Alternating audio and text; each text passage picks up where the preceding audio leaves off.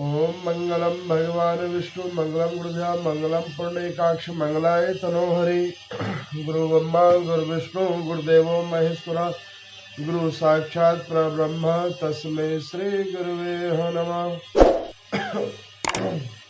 हरे कृष्णा कृष्णा कृष्णा हरे हरे हरे राम राम राम हरे हरे। श्री शौनक जी ने पूछा कि हे सूत जी, अनेक प्रकार के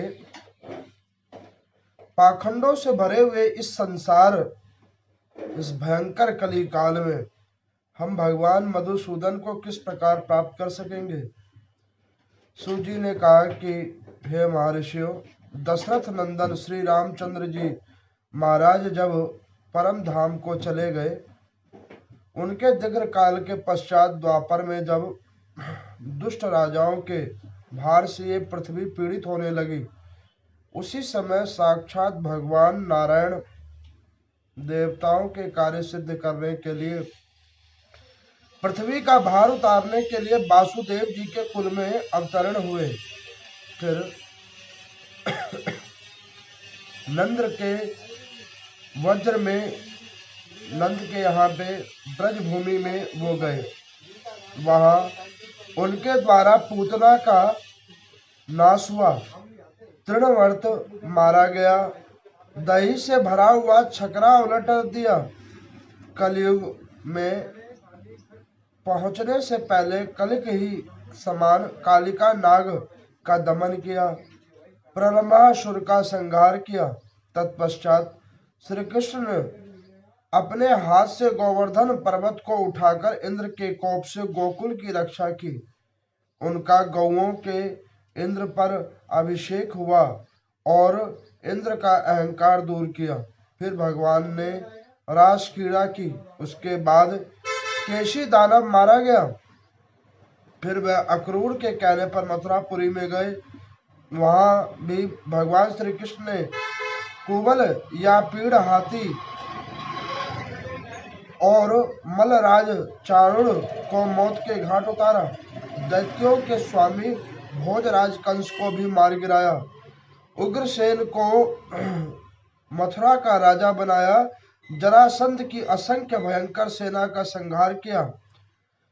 युधिष्ठिर के राजसूय यज्ञ में शिशुपाल का वध किया। उसके बाद महाभारत युद्ध आरंभ हुआ और वो युद्ध समाप्त हो गया। इस प्रकार पृथ्वी का बहुत सारा भार उतर गया। तदंतर में भगवान श्री कृष्ण समस्त यदुवंशियों को तीर्थ यात्रा के लिए प्रभास क्षेत्र में लेके आए। वहां उनके परस्पर कलह आरंभ हो गए। उस महाभयंकर कलह अग्नि में समस्त यादव वंश जलकर भस्म हो गए। तब भगवान विष्णु वही अस्त्र और शास्त्रों का त्याग करके अश्वत्थामा वृक्ष की जड़ा का सहारा लेकर भूमि पर जाकर बैठे। इतने में ही एक बहेलिये ने भगवान को बाण मारा और उनके चरण में घाव हो गए। इससे ही निमित्त बनाकर भगवान श्री कृष्ण परम धाम को चले गए। इसके बाद अर्जुन द्वारका में आए। यदकुल की स्त्रियों तथा बालकों को लेकर जब बाहर निकले, तब समुद्र ने सब ओर से यदपुरी को डुबो दिया। तब समुद्र ने यदपुरी को डुबो दिया। श्री हरि के मंदिर का निर्माण कराकर वज्र इंद्रप्रस्थ चले गए। इस प्रकार से द्वार पर बीत गया और महा भयानक कलिकाल आ पहुंचा। संदर्भ क्षीण होने लगा, अधर्म प्रबल होने लगा। वेद की कथा को, वेद के पाठन का बहिष्कार होने लगा। वर्ण और आश्रम धर्म का उपहास होने लगा। धर्म का एक ही चरण शेष रह गया। जब ऐसी अवस्था प्राप्त हुई, तब समस्त वनवासी महर्षि परस्पर मिलकर मंत्रणा करने लगे। उस मंत्रणा में गर्ग, चवन, गालव, असित, देवल, धौम्य, उद्दालक आदि अनेक महर्षि सम्मिलित हुए। वे आपस में इस प्रकार बोले कि हो देखो तो सही, पृथ्वी पर प्रत्येक दिशा में कलयुग का साम्राज्य हो गया है। सब और लुटेरों, डाकुओं से प्रजा को बड़ा कष्ट हो रहा है। सत्य और सरलता आदि सद्गुणों का त्याग करके प्रायः लोग पाप में प्रवृत्त हो रहे हैं। ऐसी दशा में हमें भगवान विष्णु की प्राप्ति कैसे होगी? भव सागर में पड़े हुए हम लोगों को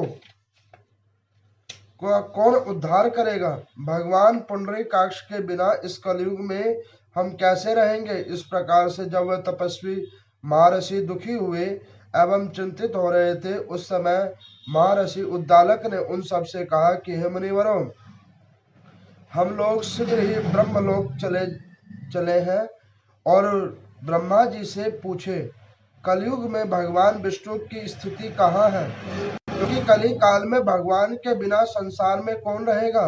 उनकी बात सुनकर सब महर्षियों ने एक स्वर में बहुत अच्छा कहकर ब्रह्मा जी के निकट प्रस्थान पर चले गए।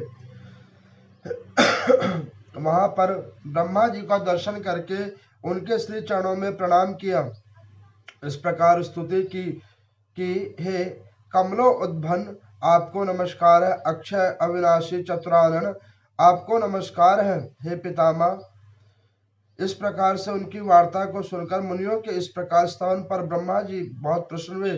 फिर पाद्य और अर्घ उन मुनिवरों का सत्कार करके उन्होंने पूछा कि हे पुत्रों, तुम्हारा किस कार्य के लिए आगमन हुआ प्रयोजन है? तुम लोगों के पुत्र शिष्य अग्नि भाई बंधु तो कुशल से तो है ना? ऋषियों ने कहा कि भगवान, आपके प्रसाद से सर्वत्र कुशल है। आप संपूर्ण देवताओं के गुरु हैं। आपका दर्शन पाकर हमें तपस्या का संपूर्ण फल मिला है। अब हम अपने आने का कारण आपको बतलाते हैं। सतयुग आदि 3 युग व्यतीत हो गया है। अब भयंकर कलयुग प्राप्त हुआ है। इस समय पृथ्वी पर भगवान विष्णु कहाँ हैं, जिनका दर्शन करके हम बंधन रहित हो परम मुक्ति को प्राप्त कर सके? तुम लोग पाताल लोक में जाओ, वहां दैत्यों में श्रेष्ठ प्रहलाद जी से पूछो। उन्हें कलयुग में भगवान के रहने के स्थान का पता वह तुम्हें बतलाएंगे। ब्रह्मा जी की बात सुनकर तपस्वी महात्माओं ने उन्हें प्रणाम किया और प्रहलाद जी की प्रशंसा करते हुए दैत्यराज के नगर में वो गए। उन्हें दूर से ही आते देखकर राजा बलि और प्रहलाद जी ने उठकर भगवान उनकी आगवानी की और पाद अर्घ मधुपार्क एवं गौ देकर उनका यथावत पूजन किया। तत्पश्चात प्रसन्न चित्त से हाथ जोड़कर कहा कि हे महाभाग महात्माओं, आपका स्वागत है। आज का प्रभात हमारे लिए बड़ा उत्तम है, जो कि आप जैसे संत जन गुरुजनों के दर्शन हुए। इस प्रकार दैत्यराज प्रहलाद के द्वारा सत्कार किए जाने पर महर्षि बोले, भगवान के प्रिय भक्त प्रहलाद, आप इस भव सागर से हमारी रक्षा कीजिए। इस भयंकर कली काल में भगवान विष्णु के बिना हम लोग कैसे रहेंगे? इस युग में अधर्म ने सनातन धर्म पर विजय प्राप्त कर ली है। झूठ सत्य को तथा शूद्रों ने ब्राह्मणों को परास्त किया है। राजा का रूप धारण करके आए हुए मलेच्छ ब्राह्मणों को सता रहे हैं। वर्णाश्रम धर्म का उपहास हो रहा है। वेदोक्त मार्ग लुप्त हुआ जा रहा है। ऐसे समय में भगवान विष्णु कहाँ है, जहाँ ज्ञान ध्यान और इंद्रिय निग्रह के बिना भी भगवान की प्राप्ति हो? उस गुण स्थान हमें बताकर हमें बतलाइए। तब दैत्यराज, आप हमारे सुहृद और मार्गदर्शक हैं, अतः आप कृपा करके बतलाइए भगवान विष्णु कहाँ विराजमान है। इस प्रकार उन श्रेष्ठ ब्राह्मणों के पूछने पर दैत्यराज प्रहलाद ने उन्हें मस्तक झुकाकर और देवताओं सहित ब्रह्मा जी और परमात्मा को नमस्कार करके उत्तर देने के लिए प्रारंभ किया।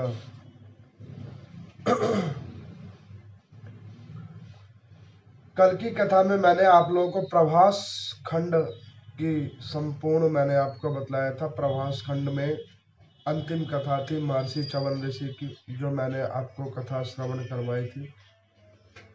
आज की कथा में वो पूछ रहे हैं कि जब इसी पृथ्वी लोक के ऊपर में प्रभास खंड जब खत्म हो गया और एक कुल आगे बढ़ा, समय कल्प आगे बढ़ा, तो भगवान नारायण ने आगे किस किस प्रकार की लीलाएं की। तो यहाँ पर सूर्य कहते हैं कि देखो, भगवान नारायण ने त्रेता युग में रामचंद्र जी का रूप लिया। उस समय कल्प के अंदर में भगवान रामचंद्र जी ने पृथ्वी के भार को कम किया। द्वापर युग आया, भगवान नारायण पुनः यदुवंश के अंदर में वासुदेव जी के यहाँ पे कृष्ण बन के आए, कृष्णा अवतार हुए। भगवान ने कृष्ण अवतार जब लिया तो पृथ्वी गौ का रूप बनाकर भगवान नारायण के पास गई थी। उन्होंने कहा कि हे भगवानो, जिस पृथ्वी लोक के ऊपर में इतने सारे जीव आत्माओं का समावेश आपने करवा रखा है, आपकी कृपा से चराचर जीव जो अन्न जल को प्राप्त कर रहे हैं पृथ्वी लोक के ऊपर में, ऐसे मधुसूदन भगवान, ऐसे नारायण भगवान, इस पृथ्वी का भार कुछ तो कम कर दो। इस मेरे रोम रोम के अंदर में जो पापी आत्माएं हैं उनको तो कुछ कम करो। तो पृथ्वी को भगवान ने आश्वासन दिया था कि देवी, जब जब तुम्हारा भार बढ़ जाएगा तो मैं कोई ना कोई प्रकारेण रूप से पृथ्वी पे आऊंगा, तुम्हारे भार को मैं कम कर दूंगा। भगवान नारायण ने कहा कि देवी, अब मैं कृष्ण अवतार लूंगा। तो यहाँ पर सूर्य जी कहते हैं कि कृष्ण का अवतार हुआ है, भगवान नारायण ने कृष्ण अवतार लिया है, और अवतरण लेते के साथ ही भगवान के उसके बाद लीलाओं का प्रारंभ हुआ है। भगवान नारायण के प्रारूप भगवान श्री कृष्ण ने बहुत सारी लीलाएं की हैं पृथ्वी लोक के ऊपर। उन लीलाओं को उन्होंने किया, बहुत सारी लीला ब्रज धाम की है, वृंदावन धाम की है। लीलाओं को करते करते करते करते प्रभु महाभारत युद्ध की ओर आ गए। तो यहाँ पे सनत कुमार कहते हैं कि प्रभु एक बात बतलाइए कि जहाँ पे भगवान विद्यमान थे तो भी वहां महाभारत कैसे हो गया? और आपने कहा कि वहां पर इतने धीर गंभीर ऐसे साधु जन थे, मुनि जन थे, ब्रह्म ऋषि गण थे, तब भी महाभारत कैसे हो गया? तो सूर्य जी कहने लगे कि देखो, जहां पर ज्ञान भी होता है ना, वहां भी ज्यादा प्रमाद आ जाता है। व्यक्ति अपने आप को ज्यादा विवेकी समझ लेता है।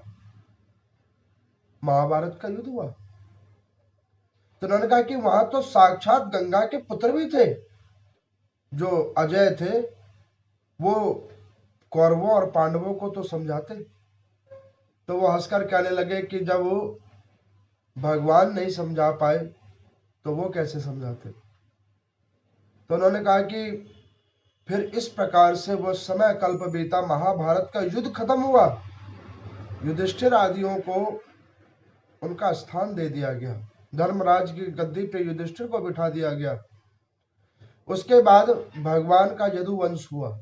भगवान ने 16,108 विवाह किया और हर स्त्री से 11-11 संतानें हुई भगवान की, सारी रानियों से, और वही यदुवंश का नाम हुआ। अब आप देखो, कहने को तो भगवान के ही सारे वो यदुवंशज थे, लेकिन भगवान के अंश होने के बावजूद उनके अंदर में प्रमाद आ गया। जैसे कि हम सब नारायण भगवान के अंश हैं, आत्मा तो परमात्मा, और नर में है नारायण। और फिर भी सारे धर्म ग्रंथों को जानने के बाद हम लोग ऐसे गलत गलत कर्म करते हैं। तो उन्होंने कहा कि प्रभु, ये प्रमाद आदमी को कहीं का नहीं छोड़ता, सारे कर्म करवा देता है।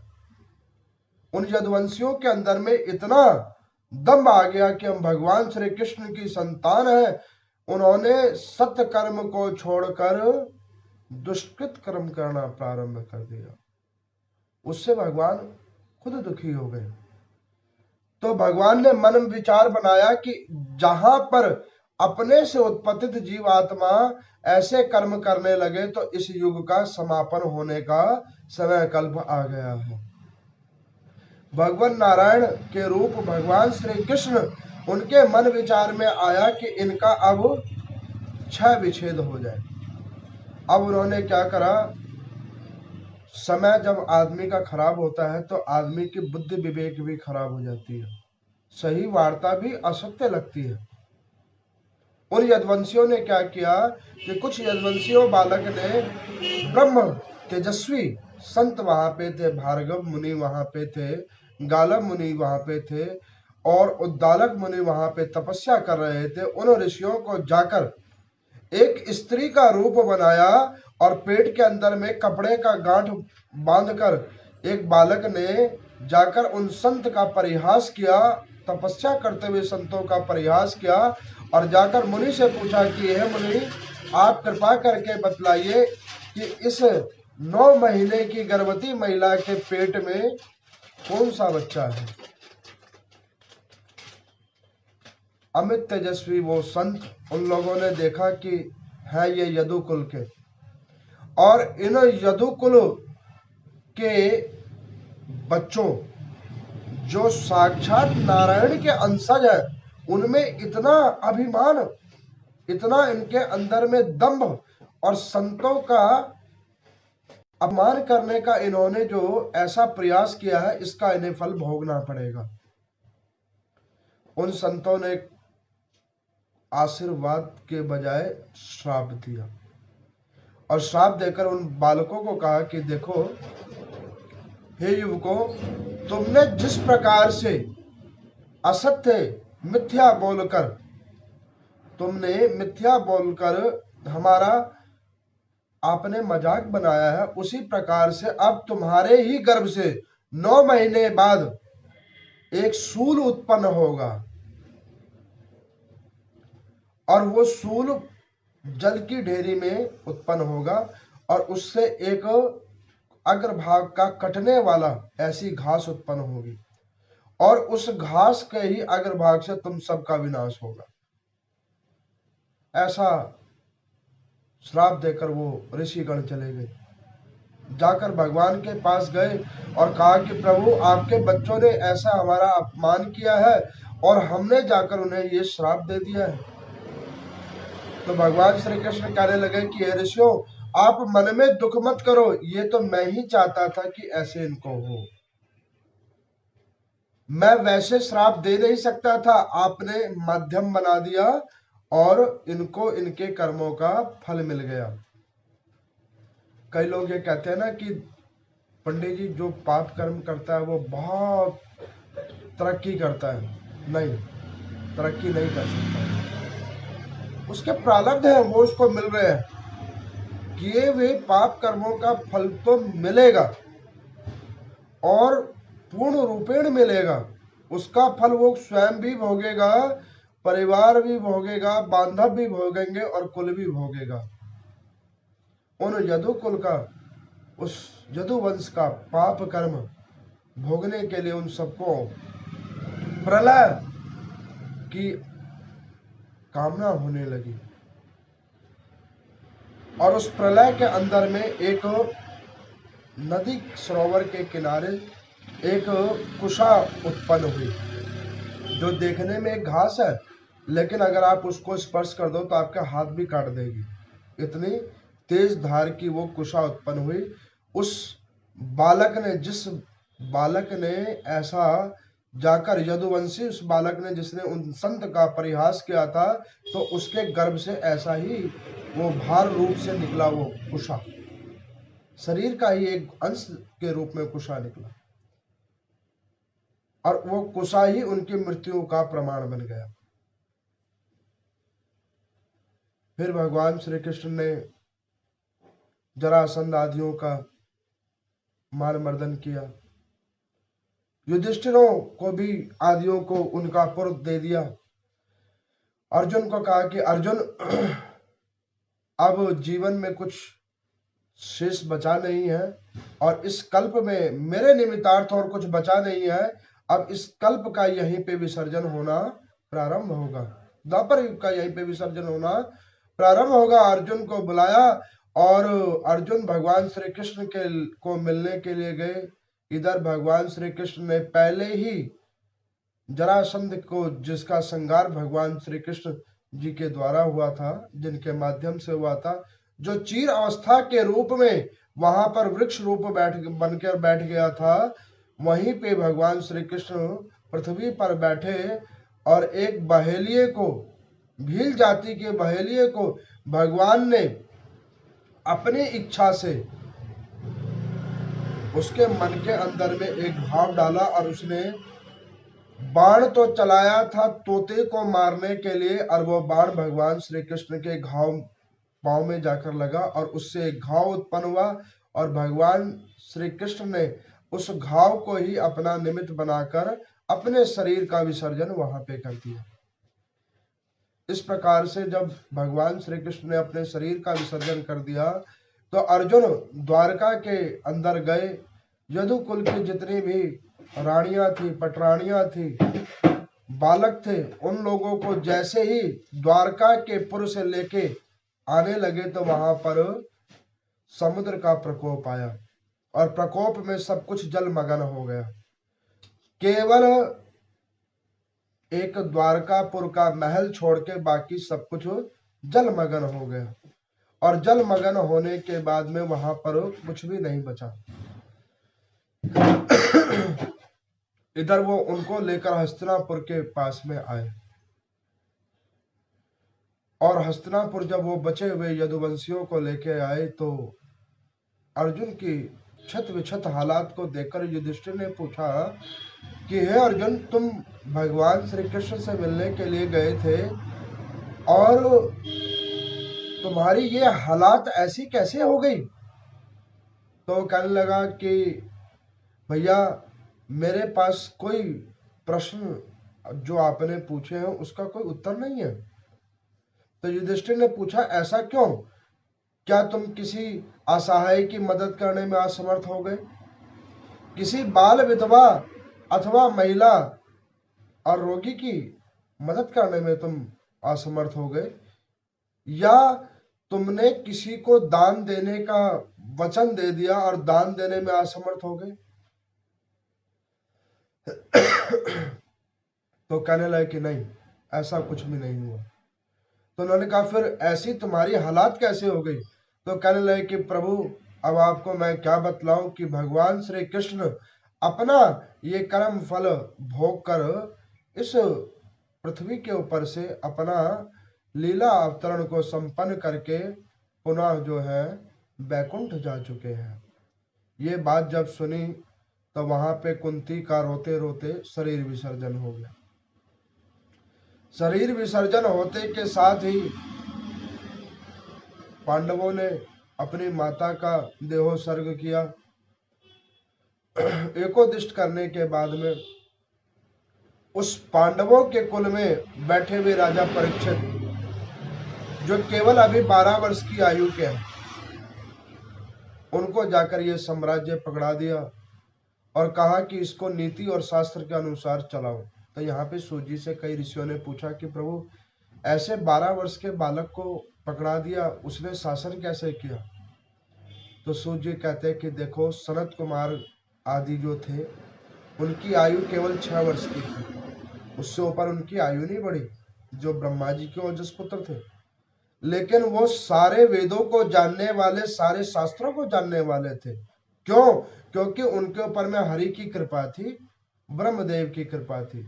उसी प्रकार राजा परीक्षित, उनके ऊपर में भगवान नारायण की कृपा थी, कृष्ण भगवान की कृपा थी। वो अमित तेजस्वी थे, स्वयंभू। तो उनको युधिष्ठिर जी ने कहा कि ये लो पुत्र, आगे का तुम साम्राज्य संभालो। और वो पांडव आदि भी आगे बढ़े हैं और आगे आते आते आते आते वो बद्रिक आश्रम में आए हैं और वहां से और कई कोसों की दूरी पे स्वर्ग की सीढ़ियां हमारे शास्त्रों में वर्णित है।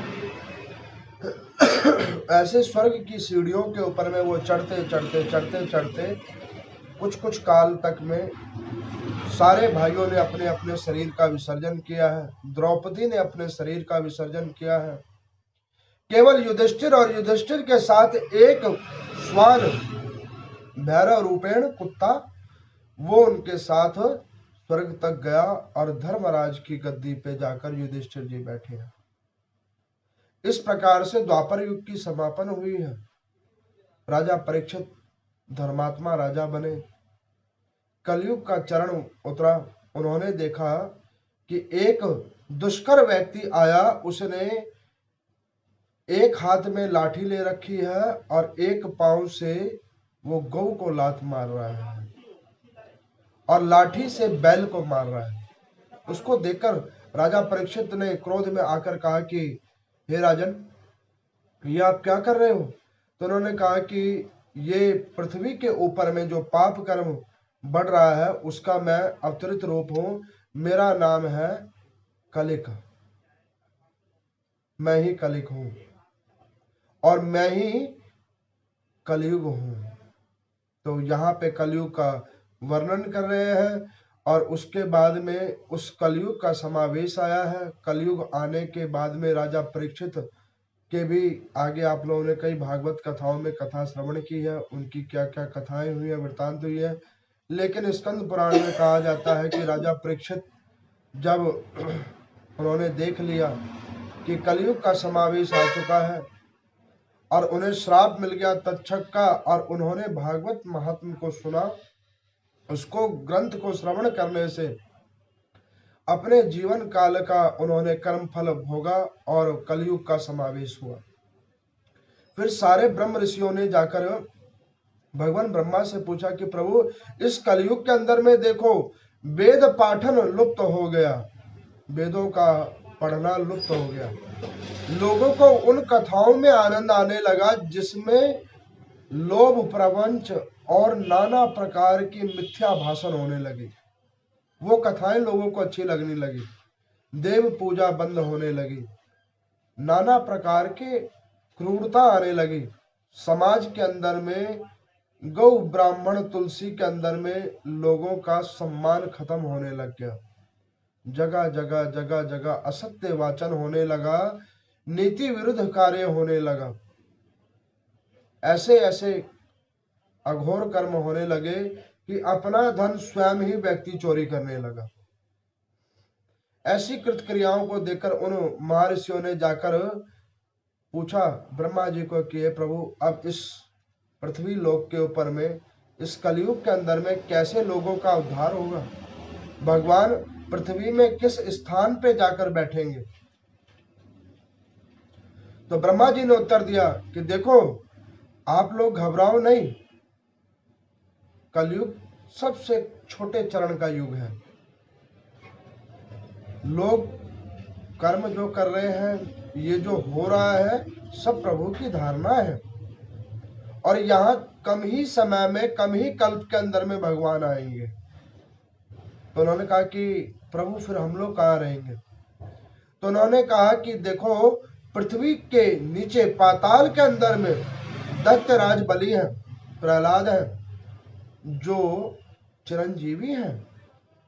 वो भगवान नारायण का अंतिम छोर तक इंतजार कर रहे हैं।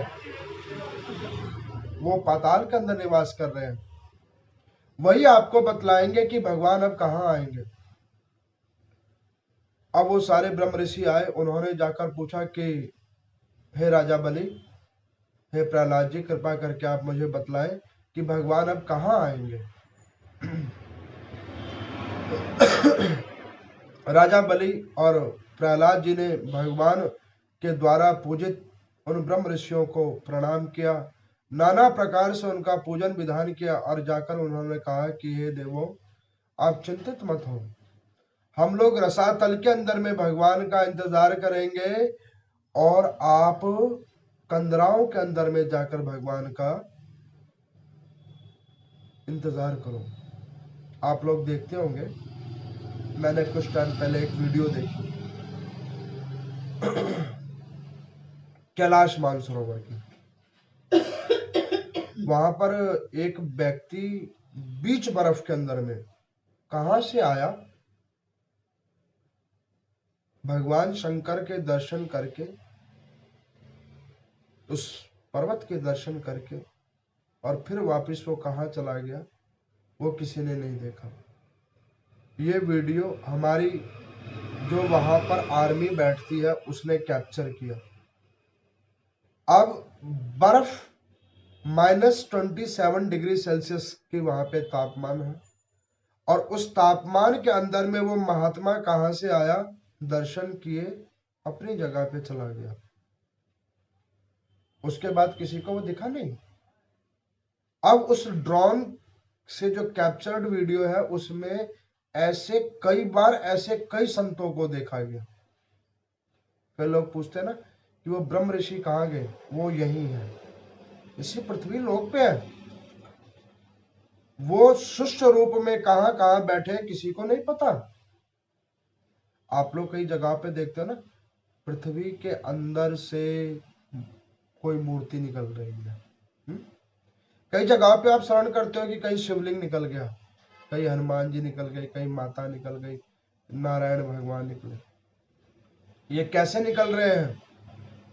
ये राजा बलि जो रसातल के अंदर में बैठे हुए हैं, उस समय समय कल्प के ऊपर में वो नीचे से भूमि से रसातल से वो ऊपर में भगवानों की विग्रह करते हैं, और वो विग्रहों को इसलिए बार बार अवतरित करते हैं कुछ कुछ खंडों के ऊपर में, ताकि लोगों को ये बार बार ध्यान होता रहे कि भगवान है। नहीं तो पृथ्वी का एक और नियम है, पृथ्वी के अंदर में जो भी चीज दबाई जाती है वो मिट्टी में ही मिट्टी हो जाती है। लेकिन उसके बाद भी अगर ऐसे विग्रह बीच बीच में निकल रही हैं तो वो उसका प्रमाण है कि वो भगवान को बीच बीच में स्मरण करवाते रहते हैं। दोनों ऋषियों ने पूछा कि राजा बलि, अब आप ये बतलाओ कि कलयुग में भगवान कहाँ आएंगे। तो कहने लगे कि देखो, हम आपको बतलाते हैं कि कलयुग के अंदर में जब पाप चरम सीमा पे हो जाएगा और व्यक्ति अंगुष्ठा मात्र के बराबर हो जाएगा, उंगली होती है ना अंगुष्ठा, उसके बराबर की उसकी साइज हो जाएगी, आयु उसकी क्षीण हो जाएगी, तब भगवान आएंगे। और उस समय कल्प में जब भगवान आएंगे तो और जितने भी भुवन है, जहां जहां पर जीव आत्माओं का समावेश हुआ पड़ा है, उन सबको वो पृथ्वी पे ले आएंगे, सबको पृथ्वी पे ले आएंगे।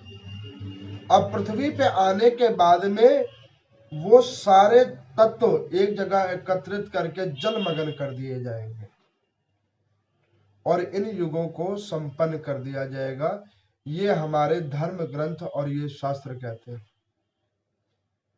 तो कहने लगे कि प्रभु एक बात और हमें बतलाओ कि इस प्रकार से भगवान तो आ जाएंगे, लेकिन तब तक कलयुग में लोग रहेंगे कैसे।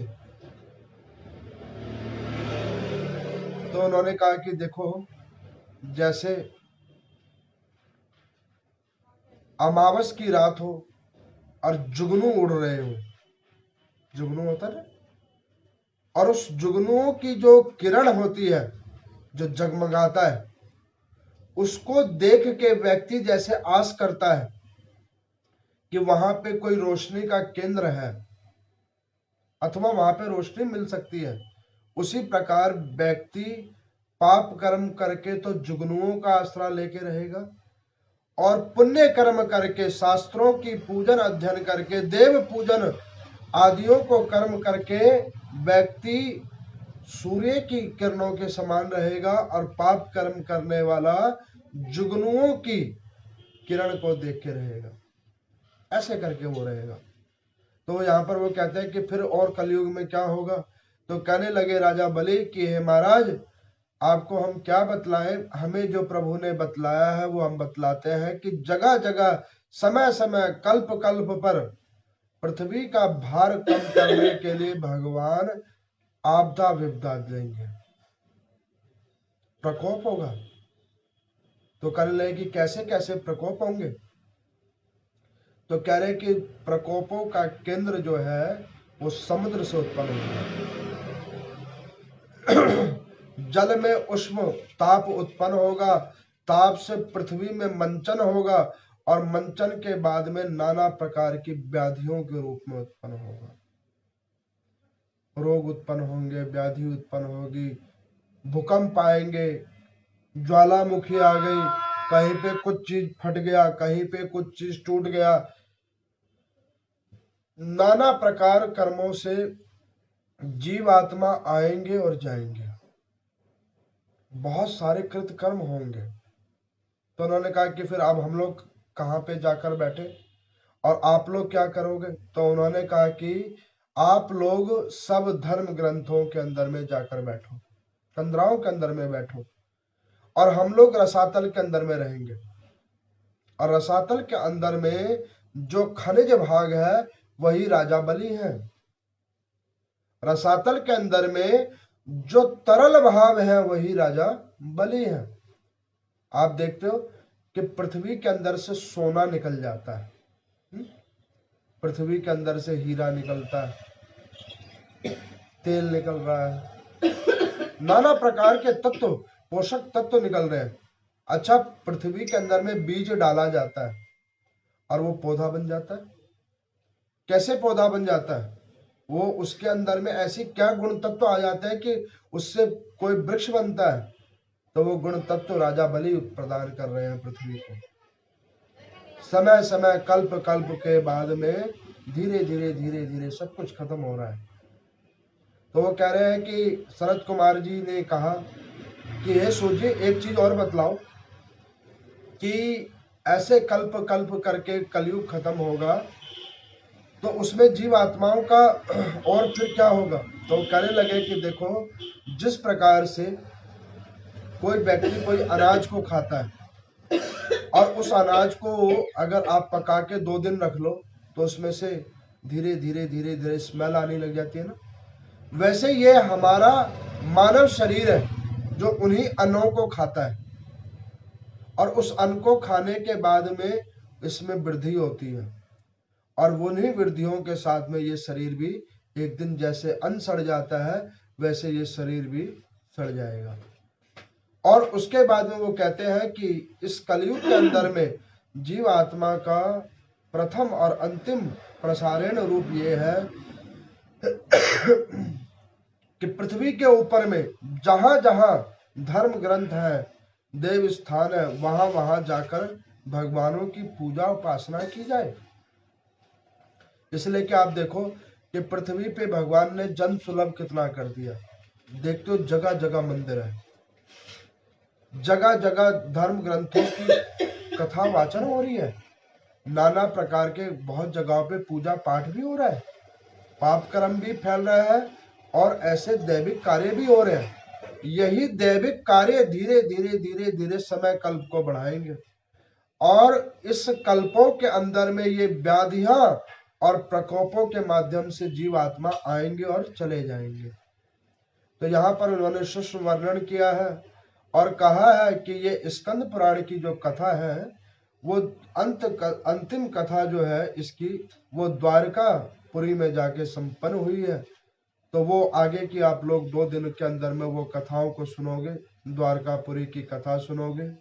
उसके बाद में ये स्कंद पुराण की कथा का विश्राम होगा। और मैं आप सभी लोगों को सूचित करता हूं कि देखो, किसी ने मुझे पूछा कि पंडित जी 18 पुराणों में सबसे श्रेष्ठकर पुराण कौन सा है, अथवा 4 वेदों में सबसे श्रेष्ठ कौन सा है? तो मैं आपको बतलाऊं, पुराण सारे ही श्रेष्ठकर हैं, कोई पुराण छोटा बड़ा नहीं है। वेद सारे ही श्रेष्ठकर है, कोई उसमें छोटा बड़ा नहीं है। ये वेद और पुराण भगवान का आत्म रूप है। जैसे कि मान के चलो, एक व्यक्ति घर के अंदर में उसका नाम नारायण है, घर पे उसका नाम नारायण है क्योंकि उस घर परिवार का सदस्य है, लेकिन उस कार्य क्षेत्र में जाने के बाद उसका नाम दीपक है। अब जो घर पे नारायण है वो और जो बाहर में दीपक है वो दोनों में फर्क है। फर्क क्या है? जो घर पे वो नारायण है तो वो उस घर का मेंबर है, लेकिन जो बाहर में वो दीपक है तो वो उस स्थान के निमित्तार्थ उसकी जो उपलब्धि है उसका वो संयोजक है। उसी प्रकार से पृथ्वी के अंदर में भगवान नारायण बैठे हुए हैं,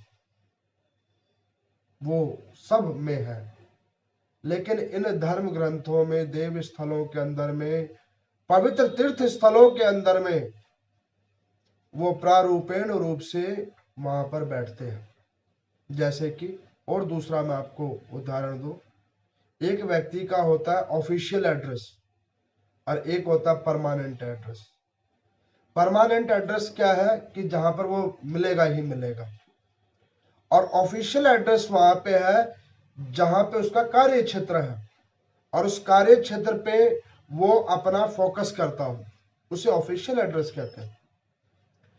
उसी प्रकार से भगवान का अगर ऑफिशियल एड्रेस अगर आपको प्राप्त करना है तो वो ये धर्म ग्रंथ शास्त्र है, देव स्थल है, तीर्थ आदि है, जहां पे भगवान आते हैं, देखते हैं और कार्य निरीक्षण करते हैं। और परमानेंट एड्रेस हम सब है, उनके सबके अंदर में भगवान है, ये परमानेंट एड्रेस है। लेकिन परमानेंट एड्रेस की पूछ थोड़ी कम होती है, ऑफिशियल की ज्यादा होती है। तो भगवान कहते हैं जिसको जैसा उचित लगे वैसे करो। तो उसी प्रकार से ये स्कंद पुराण कहता है, और मैं आप सब लोगों को कहता हूं कि इस पुराण की महानता यही है, धर्म ग्रंथों की महानता यही है, और आज की कथा की धर्म ग्रंथों के अनुसार महानता यही है कि पृथ्वी लोक के ऊपर में इस कलयुग के अंदर में जीवात्मा दुखों को ना देखकर भगवान की इन कथाओं को, पूजन को, पाठन को और उसके निमित्तार्थ किए हुए श्रमों को ध्यान करे, चिंतन करे और उसमें अपने आप को संलग्न करे, बजाय ये सोचने के कि कल क्या होगा। आज में विश्वास कीजिए, आज उत्तम होगा तो कल भी उत्तम अवश्य होगा।